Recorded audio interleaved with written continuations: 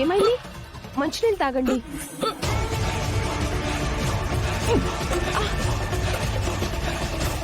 ఎవడడిగాడు నిన్ను?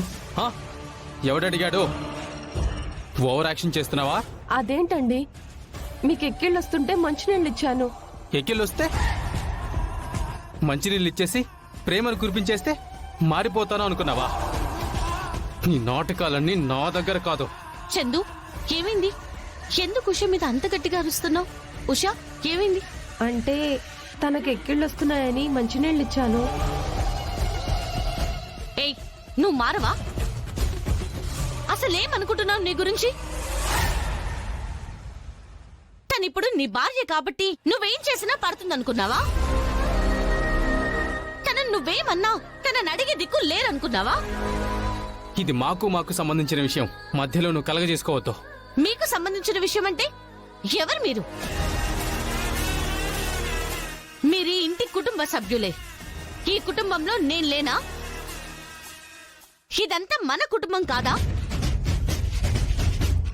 అంతా కలిసిన్నప్పుడు ఒకరి గురించి ఒకరు పట్టించుకుని తీరుతారు.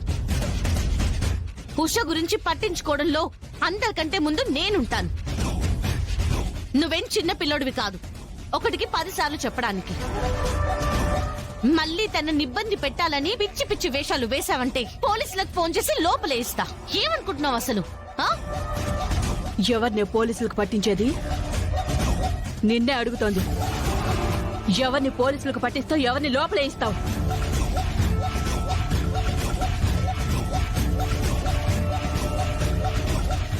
ఏమైంది మమ్మీ?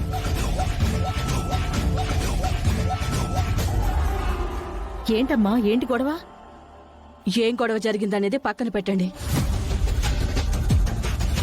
ఇది నా కొడుకుని పోలీసులకు అప్పచెప్పి జైల్లో వేయిస్తుందట. అసలు నువ్వెవరివే నా కొడుకుని జైలుకు పంపించడానికి? వాడేం తప్పు చేశాడని? అత్తయ్య గారు, అది కాదు. చందుకెక్కిళ్ళొస్తే ఉషా మంచినీళ్ళిచ్చింది. దానికి ఎంతో సీరియస్ అయిపోయాడు. తన మీద అరుస్తున్నాడు. సీరియస్ అయితే భార్య మీద కోప్పడితే అది పెద్ద నేరమా? అందుకని వాడిని పోలీస్ స్టేషన్లో పెట్టిస్తావా? నేను కూడా నీ మీద కోప్పడతాను, నన్ను కూడా అరెస్ట్ చేయిస్తావా?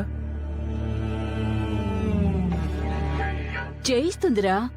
తాను అనుకున్నది ఏమైనా చేయిస్తుంది. ఎవరి జీవితాలైనా నాశనం చేసేస్తుంది. ఏంటత్తయ్య, మీరు కూడా అలా మాట్లాడతారేంటి? ఏ, ఇంకెలా మాట్లాడమంటావు? చూడు పల్లవి, భార్యాభర్తలన్న తర్వాత చిన్న చిన్న మాట పట్టింపులు ఉంటాయి, చిన్న చిన్న గొడవలు కూడా ఉంటాయి. అది వాళ్ళు సర్దుకోవాలి. వాళ్ళ మధ్యలో నువ్వు దూరి నువ్విలా గొడవ పెద్దది చేసి ఇలా రాద్ధాంతం చేయడం కరెక్ట్ కాదు.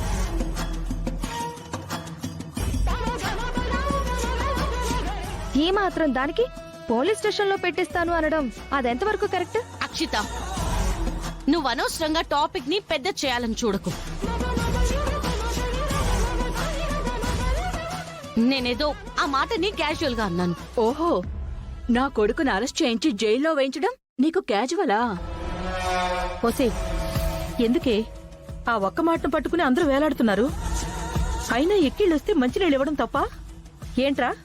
దానికే అమ్మాయిని అంతలా రవాలా? వాడు తప్పు చేసిన దానికి ఇది తప్పురా, భార్యతో అలా ఉండాలి ఇలా ఉండాలని చెప్పడం పోయి మీరందరూ గొడవ పెద్ద చేస్తారండి సుమా. గొడవ పెట్టుకుంది మమ్మీ కాదు నాన్న, ఇదిగో ఈ పల్లవి. ఈ పల్లవియే గొడవలు పెడుతుంది అందరి మధ్య. ఆయన ఎవరితో సఖ్యంగా ఉంది? అది అందరితోనూ గొడవలు పడ్డవే. నాతో ఏమన్నా సఖ్యంగా ఉందా? నాతో ఎప్పుడు గొడవ పడుతూనే ఉంటుంది. ముందు నీ కాపురం చక్కబెట్టుకో, తర్వాత అందరి కాపురాలు చక్కదిద్దుదు గాని. లేదు లేదు చరణ్, ఎటూ తను నీతో సఖ్యతగా ఉండట్లేదు కదా, అందుకే కొత్తగా పెళ్ళైన వీళ్లతో కూడా సఖ్యంగా ఉండకూడదు అని చెప్పి వాళ్ల మధ్య ఉన్న చిన్న చిన్న గొడవల్ని పెద్ద చేయాలని చూస్తుందనుకుంటా. అక్షిత, నువ్వు అనవసరంగా వాళ్ళ మధ్య పుల్లలు పెట్టకు. ఆపరా.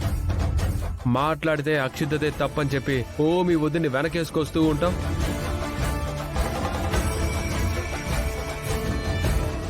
చూడు పల్లవి, నువ్వెంతలో ఉండాలో అంతలో ఉంటేనే మంచిది. నా తమ్ముడి విషయాల్లో వాళ్ళ జీవితాల విషయాల్లో కల్పించుకుంటే మాత్రం మెడబట్టుకొని బయటికి గంటాల్సి వస్తుంది.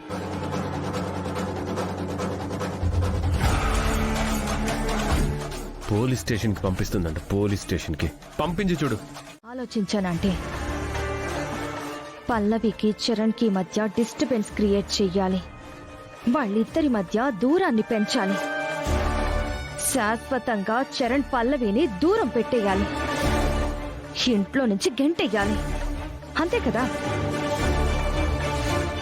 దీనికి సరిపడా డోస్ నేనిస్తా. నేను కొట్టబోయే దెబ్బని ఆ పల్లవి కాదు కదా. మీరు కూడా గెస్ చేయలేరు. మీకు కూడా తెలియకుండానే కథ నడిపిస్తా. పల్లవికి దిమ్మ తిరిగిపోయే కౌంటర్ ఇస్తా. ఈ ప్లానింగ్ నుంచి ఆ పల్లవి తప్పించుకోవడం అనేది జరగని పని.